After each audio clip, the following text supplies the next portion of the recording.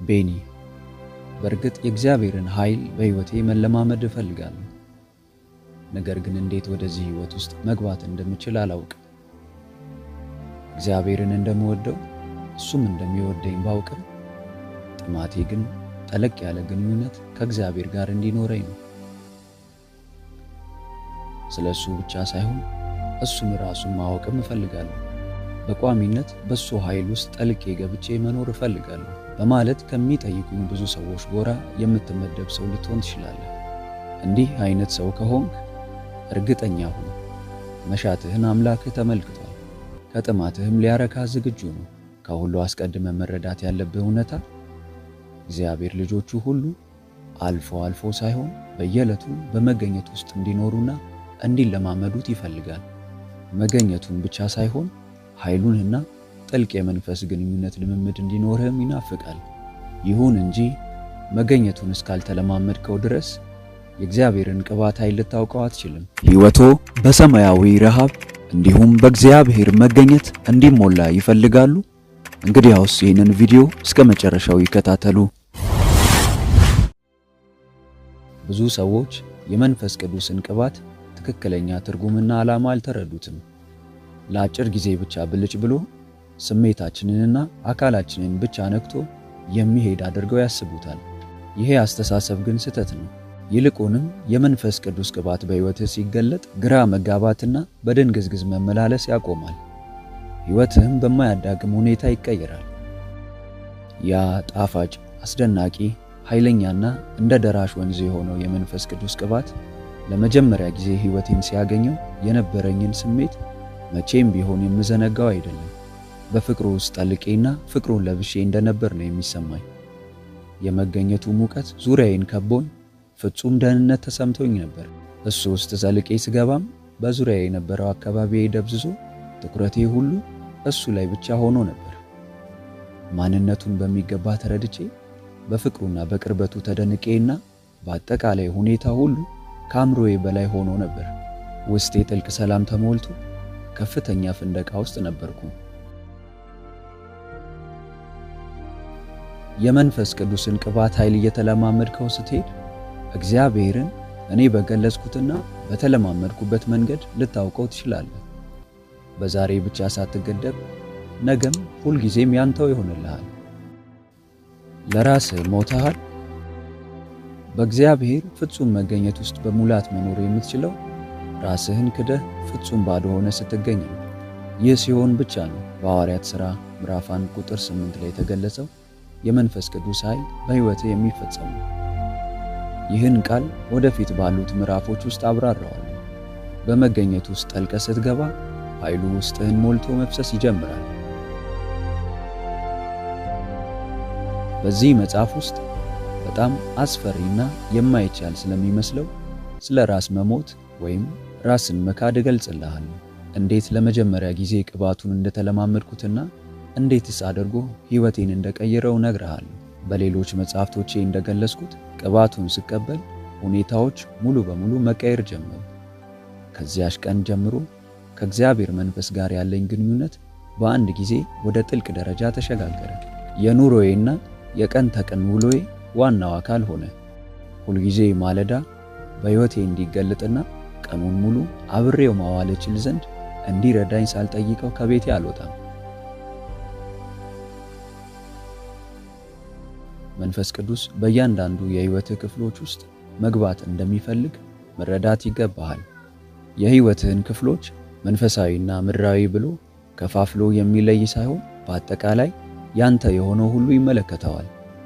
በሁሉም ነገር ውስጥ መግባት ይፈልጋል፣ መግባትም አለበት።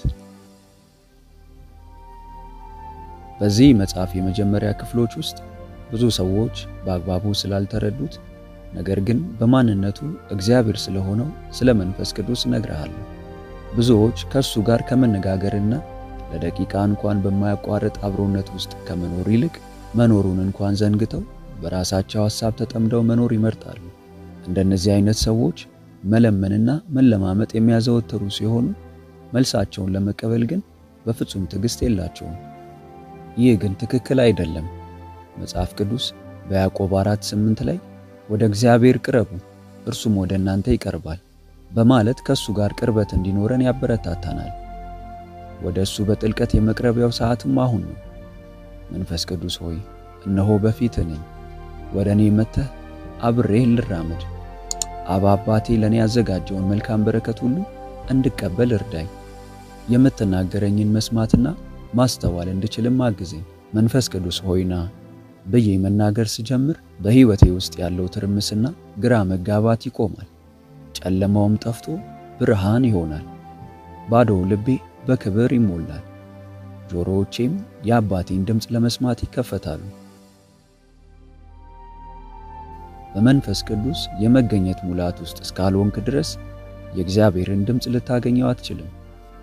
መንፈስ ቅዱስ እግዚአብሔር ከሆነና ሁሉን የሚያውቅ ከሆነ ለምን ራሱ የሚያስፈልገንን አውቆ አይሰጠንም ብለህ ልትጠይቅ ትችላለህ። ለዚህ ጥያቄ መልሱ መንፈስ ቅዱስ ፍቅር ስለሆነ ፈቃድህን በሚጋፋና በሚያስገድድ ሁኔታ አሰራሩን ወደ ህይወት ሊያመጣው አይፈልግም የሚል ይሆናል። በአንጻሩ መንፈስ ቅዱስ ሆይ የጸሎቴን መልሶች እንድቀበል እርዳኝ ብለህ መጸለይ ስትጀምር ግን የሰማዩ አባትህ የለመንከውን ልመናና ጸሎት በክርስቶስ ኢየሱስ በኩል እንድትቀበል ይረዳሃል። ይህ ሁኔታ መንፈስ ቅዱስ ካንተ ጋር ጥልቅ ህብረት ማድረግ እንደሚፈልግ ያሳያል። ሙሉ በሙሉ የክርስቶስ አእምሮ እስኪኖር ድረስና እስከ መጨረሻው ድረስ ፍጹም ቋሚና ቀጣይነት ያለው ህብረትና ግንኙነት ካንተ ጋር እንዲኖረው ይፈልጋል። አንደኛ ቆሮንቶስ ምዕራፍ 2 ቁጥር 16። መንፈስ ቅዱስ የህይወትህ ዋነኛ ጉዳይ በሚሆንበት ወቅት ቅባቱና ኃይሉ በሙላት ባንተ ውስጥ የሚሰራበትን መንገድ ይከፍትልሃል። ጴጥሮስ፣ ያዕቆብና ዮሐንስ በደብረ ሲና ተራራ ላይ ከጌታ ጋር እንደነበሩ በማቴዎስ ወንጌል ምዕራፍ 17 ቁጥር 1 ላይ አንብበሃል። ደመና ወርዶባቸው ነበር። ደመናውስ ምን ነበር? መንፈስ ቅዱስ ነበር። በብሉይ ኪዳን ውስጥ በቤተ መቅደስ ላይ ይወርድ ስለነበረው ደመና ስታስብ ስለ መንፈስ ቅዱስ እያነበብክ እንደሆነ ልብ በል። ኦሪት ዘጸአት ምዕራፍ 40 ቁጥር 34። በሐዋርያት ሥራ ምዕራፍ 1 ቁጥር 9 ላይ እንደምናነበው ኢየሱስ ሲያርግ ደመና ተቀብሎታል። ይህም ደመና መንፈስ ቅዱስ ነበር። በተመሳሳይ ሁኔታ ኢየሱስ ወደ ምድር በሚመለስበት ጊዜ የሚገለጠው በደመና ነው። የሐዋርያት ሥራ ምዕራፍ 1 ቁጥር 11። ባየናቸው የደመና መገለጦች ላይ ድምፁ ከየት ነበር የሚመጣው? ከደመና ውስጥ ነበር። የእግዚአብሔርን ድምፅ ወደ ልብህ ጥርት ባለ መልኩ የሚያመጣው መንፈስ ቅዱስ ነው። ድምፁን በመስማትና በሱ የመመራት የቀን ተቀን የኑሮ ዘይቤ ውስጥ ካልሆንክ የመገኘቱንና የቅባቱን ምስጢር መረዳት ግድ ይልሃል። በመሰረቱ እግዚአብሔር ባንተ ህይወት ውስጥ የሚሰራውን ሥራ መገደብ የማይቻል ቢሆንም የመንፈስ ቅዱስ መገኘት በህይወትህ መገለጥ ሲጀምር ግን ቢያንስ በሮሜ ምዕራፍ 8 ላይ የተጠቀሱት 7 አስደናቂ የህይወት እሴቶች ባንተ ላይ መታየት ይጀምራሉ። እነዚህ ነጥቦች በየራሳቸው የተሟሉና ትርጉም ያላቸው ናቸው። አንደኛ፣ ከኃጢአት ትግል ነፃ ትወጣለህ።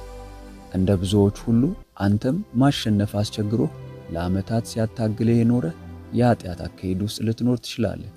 መጽሐፍ ቅዱስ መንፈስን መከተል እስካልጀመርክ ድረስ ከኃጢአት ሕግ ነፃ መውጣት እንደማትችል ይናገራል። ሁለተኛ፣ በመንፈስና እንደ መንፈስ ፈቃድ መሄድ ስትጀምር ጽድቅ ወደ ህይወትህ መግባትና መገለጥ ይጀምራል። የጽድቅ ኑሮ መኖር የምትችለው መንፈስ ቅዱስ ባንተ ውስጥ በነፃነት መስራት ሲጀምርና ሲያግዝህ ብቻ ነው። ሶስተኛ፣ አመለካከትህ ይቀየራል። አእምሮ ስለ ሥጋ ከሚያስብበት የባርነት አካሄድ ነፃ ወጥቶ ስለ መንፈስ ወደሚያስብበት የነፃነት ህይወት ውስጥ ይገባል። አራተኛ፣ ሙሉ ሰላም ህይወትህን ይሞላዋል። ሐዋርያው ጳውሎስ እንደሚለው በመንፈስ መመራት በራሱ ሰላም ነው። አምስተኛ፣ ከራስ እስከ እግርህ ሙሉ ጤነኛ ትሆናለህ፣ ትፈወሳለህ። ምክንያቱም ቃሉ ኢየሱስን ከሙታን ያስነሳው የእርሱ መንፈስ በእናንተ ዘንድ ቢኖር ክርስቶስ ኢየሱስን ከሙታን ያስነሳው እርሱ በእናንተ በሚኖረው በመንፈሱ ለሚሞተው ሰውነታችሁ ደግሞ ሕይወትን ይሰጠዋል ስለሚልና የዛሬዋ የክርስቶስ አካል ቤተክርስቲያን ይሄው ጉዳይ በእጅጉ ስለሚያስፈልጋት ነው። ስድስተኛ ለራስህ ሙሉ በሙሉ ሞተህ ለእግዚአብሔር ሕያው ትሆናለህ። ጳውሎስ አሁን በዚሁ ክፍል ላይ እንደሚነግረን እንደ ሥጋ ፈቃድ ብትኖሩ ትሞቱ ዘንድ አላችሁና በመንፈስ ግን የሰውነትን ሥራ ብትገድሉ በሕይወት ትኖራላችሁ። ሰባተኛ ከሰማዩ አባት ጋር ጥልቅ ኅብረት ይኖርሃል። በልጅነት መንፈስ ውስጥ ሆነን አባ አባት ብለን መጮህ እንችላለን። ከዚህ ሁሉ በተጨማሪ ደግሞ ታላቁን አምላክ ለማገልገል የሚያስችል ኃይልና ጉልበት እንዲኖር ያደርጋል። የተጠማኸውን ቅባት በምዕራፍ 1 ላይ የተጠቀሰውን ዋጋ ለመክፈል ዝግጁ ከሆንክ ታገኘዋለህ። ከመንፈስ ቅዱስ ጋር ያለኝን ልምምድና ስለ ቅባቱ ያለኝን መረዳት ላንተ ማካፈል ደስታዬ ነው። ምክንያቱም እግዚአብሔር በዚህ ሰዓት የሰው ልጆችን መድረስ የሚፈልገው በመንፈስ ቅዱስ መገኘትና በቅባቱ ኃይል በመሆኑ ነው። ይህ ጉዳይ ለኔ ደስታ እንደሆነ ሁሉ ላንተም ፍጹም ደስታ ይሆንልህ ዘንድ ጸሎቴ ነው።